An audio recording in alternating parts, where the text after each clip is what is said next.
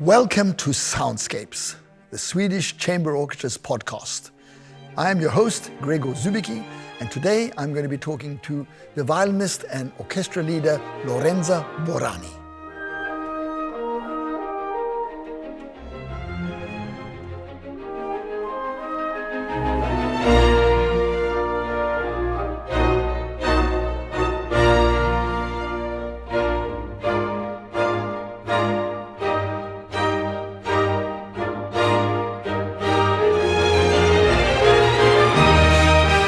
So, hello and welcome to Soundscapes. Today, I'm going to be talking to Lorenza Borani about the whole process of let's say, studying a piece of music in a way. In her case, with a whole orchestra. Any piece of music, of course, starts with a composer. And the composer starts with a blank page. Probably the composer has an idea about the sort of music they want to compose before they start on the page. But still, the blank page must be quite a challenge. It's interesting when one looks and thinks about where does the music come from before it goes into the page. There's been some very fascinating footage recently of recording sessions with the Beatles, where one could see how they were developing the piece of music in the process, in the studio. And of course, the Beatles, they didn't write down the music they composed. They composed it and played it, and it sort of existed in that way. Other people then transferred it to paper. And this whole fantastic language we have of being able to write down a piece of music so that somebody else on the other side of the planet in 200 years' time can, in a convincing way, reproduce what that person wrote. That is a fantastic thing in itself.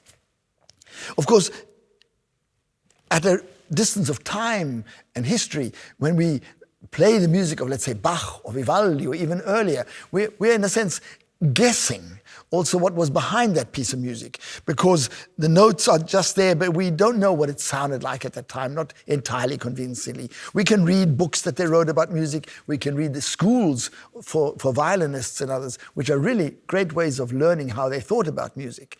But we don't really know for sure how it is. And some people have made really studies of it. And as a young student, when you come to conservatory and you learn a piece by Mozart, you learn something about the style of Mozart. For example, a trill in Mozart comes from above, whereas in later music it comes from below. This is a tiny detail. Who actually cares? Who even notices? But it makes a difference. It's an awareness of things, and there are thousands of details like this. Articulation in Mozart is different from articulation in Bach. And as a student, you are working with your teacher or teachers on this kind of issue all the time, and trying to understand. Even in Baroque music, there's a difference between French Baroque or Italian Baroque or German Baroque. And of course, there are different periods within the Baroque. So as a musician, you can become incredibly nerdy and understand all these things in order to have a basis on which to then feel free. It is the famous frame, the frame that you need to surround something, to give it meaning, to give it context. And in this process, one can discuss all kinds of details. For example, I'm just reminded of a great story with a Norwegian flute teacher, legendary flute teacher, Ørnulf Gulbrandsen. And he had a student who played with too much vibrato. In other words, he was vibrating the tone. This was on the flute, so he was vibrating the tone with the air, and it was done in a non-reflective way. The student didn't really understand why. He was just playing with vibrato. And Gulbrandsen, the teacher, was trying to show him different ways of understanding this and wasn't having any success. So finally, he's quite desperate. And he lifts up like this in front of the student and says, "Here, it's the Mona Lisa. Can you see it?" And the student says, yes. "Do you like it? Is it good?" Yes. "Is it better now?" And so that's an understanding of what vibrato can be or not be. And hopefully that student went back and got a more varied vibrato after that. So as a teacher, you always have to also think about an interesting way, an image, to find another way of explaining. For example, I myself, when I've taught, I've thought that to say loud and soft are not really very useful thing, because the loud is like that and soft is like that. So when you play softly, you're almost scared to play. But if you think that loud is playing openly, and soft is playing with a narrow focus, then of course as you're playing softly you're trying to come all the way across. And these are the kind of things that musicians think a lot about. The score is there, the music is there as our basis. And the score in an orchestra are all the music parts. Every part in that the orchestra is playing, from the flutes that are on top to the basses at the bottom. This is the score. And a conductor, or anybody trying to read that score, has to read it in two ways. A, you're reading it like this. You're reading the melodic line. You might say in a book that you're reading the text, you're reading the story. But in a really good book, there's a sub-story. There are things that are being suggested, things that because the words have many different meanings. So you are also, in a way, understanding the author's vertical thinking.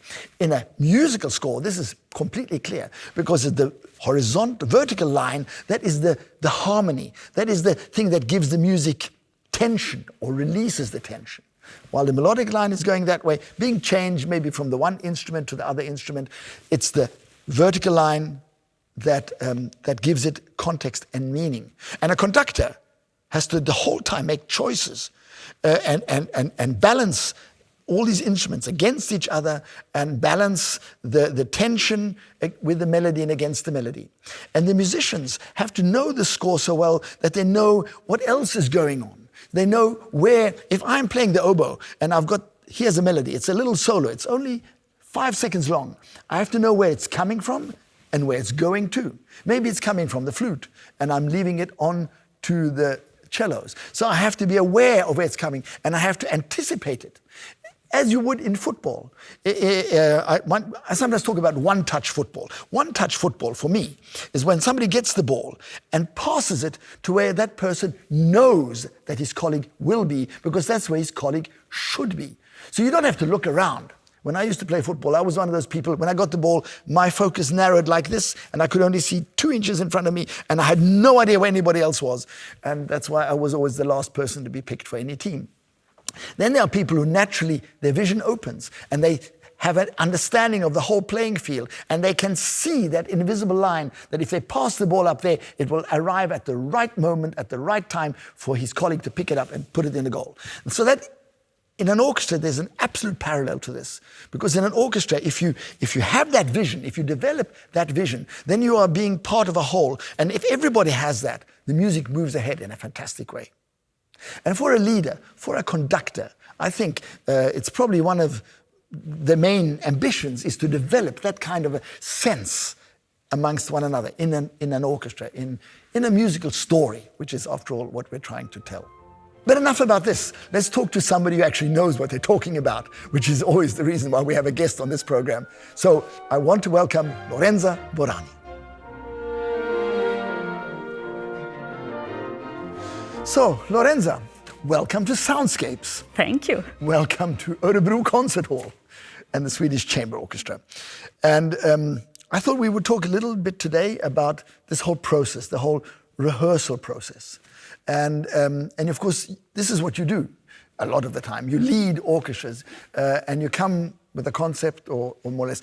And before we even start about that, I would be interested just to hear, how did you find this role? The role of directing? Yes. It had to grow up with me. No, I first of all, I think in my formation there was a lot of chamber music. So since I was a kid. Yeah.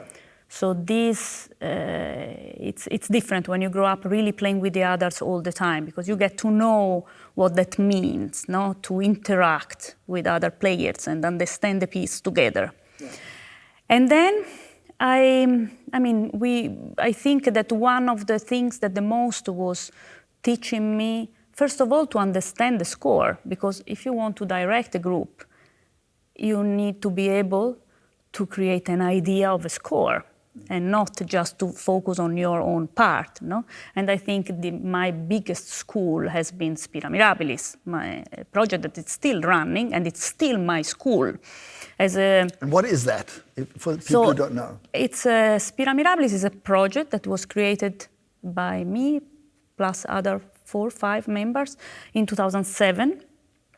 You had already been leading orchestras before that? Yes. Yes. I was before. Yes, I was leading, but not really directing. I was playing sometimes as solo, so maybe some solo concerto, but not really taking charge of a symphony. And so I was leading orchestra, but then I decided with these friends and colleagues with a huge musical artistic mutual estimation, no? To create a project where we keep studying together and learn together to study a score in a minute. So in a way, to learn together what is the job of a conductor. So we created this group that is called Spira Mirabilis, that very often is defined a group that plays without conductor. So this means there is a lack in that, but it's rather a big chamber music group, a big string quartet that is dedicated to what the conductor does. We create together our invisible conductor, which is the idea that we build of the score.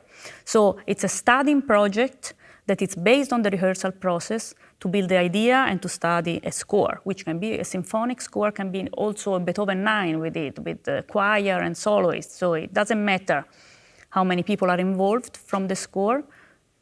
But you're learning the score by playing the score. Yes, and before, by studying, everyone studies the score in its own way before meeting, no? Creating questions, bringing material to discuss before. So there is also just intellectual approach before. Yeah. And then we spend 1 week, 10 days in studying the score by playing it, no? And discussing it in probably the most democratic way, because we really discuss. And this we can do only because we allow a lot of time. Because the reason why conductor came was to have someone that has already enough strong vision to put together an interpretation of a piece with many people that has a strength and has a coherency, no? That has a clear direction. Without this person, you have to build it. And it needs more time. So we decided to take this time. Let's take this time. Let's invest this time. But of course, even having all the time, the whole time you need to have rules and you have to have a way to create this discussion. So we, for example, like a string quartet, went all together to have lessons to teachers so that you build a common taste. I mean, first of all, we chose each other. No? So you already choose those that you feel you have already a kind of common direction in the taste, which still, you can be still miles away about a little thing in the score, even if you have a common taste. So then we went all together to the same teachers in order to have a common knowledge luggage we could refer during our rehearsals. Like a dialect that you shared? A little bit like... yes, there are certain, I mean, the musical text is only suggestive, no? It's written 3% of what you have to read, like any text, no? It's not that if you read the text in Swedish, you can read the text in Italian even with the perfect pronunciation, but it's not that you have exactly where the accents are, no? It's suggestive, like any text. You need to know the language. So we tried to create a common way to read this. And still in the discussion, we need to always refer to the score. We cannot say, let's do like this because I feel like this, because how I feel can be different from how you feel. It's not a strong enough argument to create a coherent interpretation. So we had really to create a frame, and inside this frame, a frame of taste, of way of reading the score, and then inside this frame, the discussion is open but can have a clear direction. And from this, we every time learn a lot. You learn how your convictions are strong or how you have to question them, no? By another person bringing you argument, for example, against. Or then you find maybe in the discussion between others support for how you think you read the score. And so this is a very fascinating way of working that it's really similar to how a string quartet works with the Beethoven string quartet interpretation. Of course, then when I'm called to direct a group that is new for me, it's different because there is less time. And because, first of all, I have the responsibility to bring the frame. Yeah. No? We had to build this frame, but I have the responsibility to build the frame of my idea of the piece that has to be very clear, and this is what I bring to direct the group, because then I don't really conduct, I direct. No? This means giving responsibilities to others, sharing the knowledge of the score. Here, it's the bassoon that is leading us. Here it's the violas that is this entrance, is this particular harmony, no? So you bring the frame, and once, so in the first, especially what will happen now, that in the first days, I am very much kind of dictating how we should work, but what I do also when I direct, I speak a lot, which can be tiring for people, but because for me it's crucial that everyone understands why we do the sforzato in this way, why here we have to breathe this way, why, so that then we really build a common imagination, and then I have to do really the littlest possible, because everyone is really in charge. So as the process goes on, your role, in a sense, becomes smaller? For me, yes, it becomes more and more integrated. I also believe that very often a group that is led by the first violin, it's difficult, that sounds very good, because you have this soprano voice that it's leading everything. No, it doesn't. No, you have to lead it. You would have to lead it from the bass, not from the fundament of the group. And very often when we lead, and I constantly fall in this problem, not that you carry. So as a soprano voice, what I play there, I don't have to lead the group, I have to serve. Yes. The soprano has to serve what has already an idea. So I'm there, of course, I direct and I keep reminding what we worked, but my way of working is more to really give out responsibility. So normally when we work with Spira, we find out what are our responsibilities during studying. I feel more like a theater director. No? That then you give this responsibility, and then we have to stage the piece together. It has to be.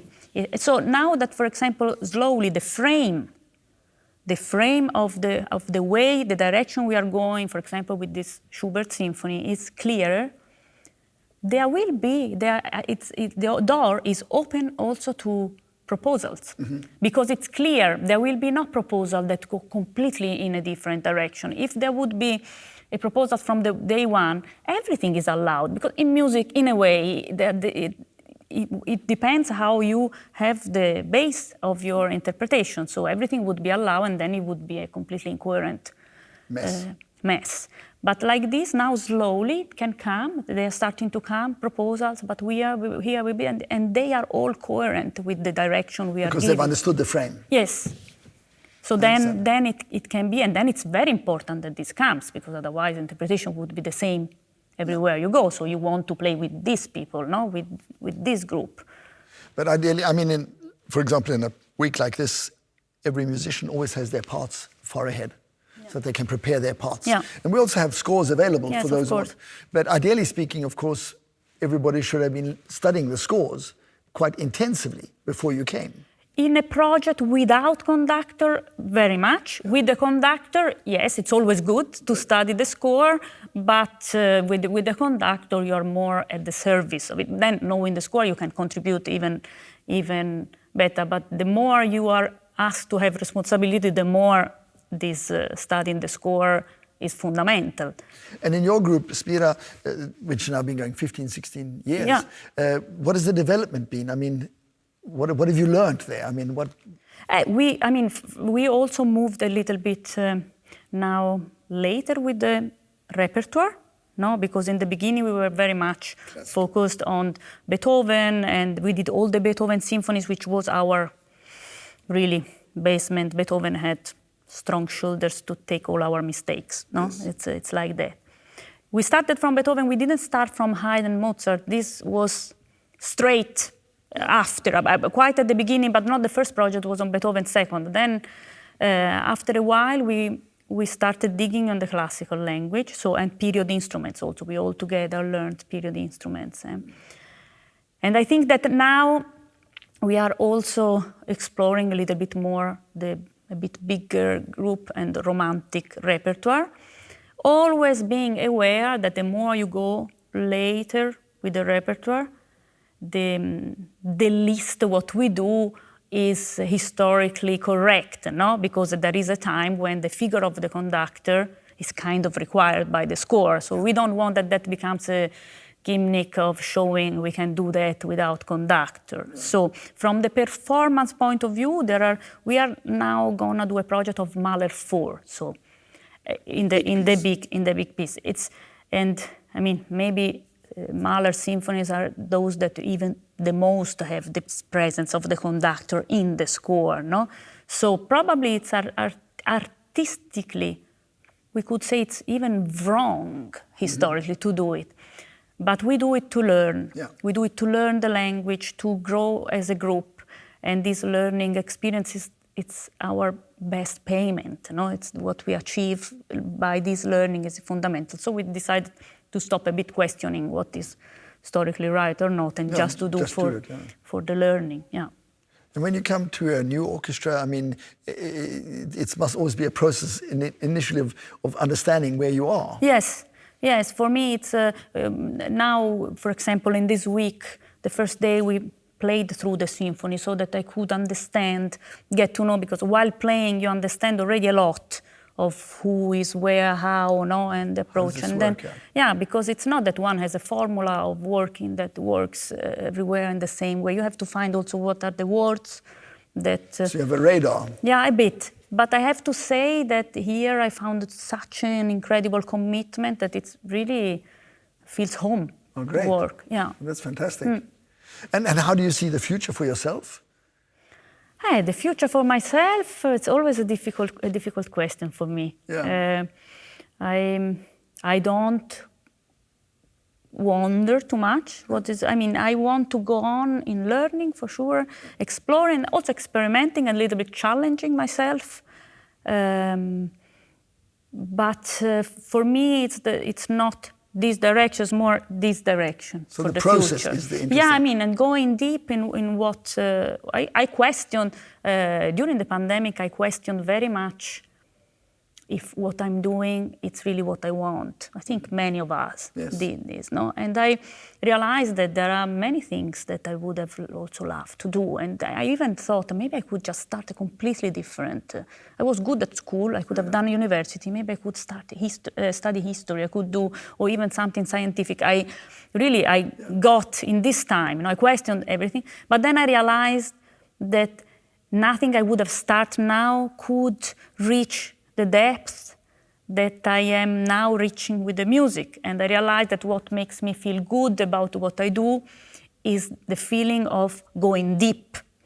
And so, then I realized I love music very much, and plus I can go very deep. So I decided to stick to being a musician. It's good. I think it was a good choice.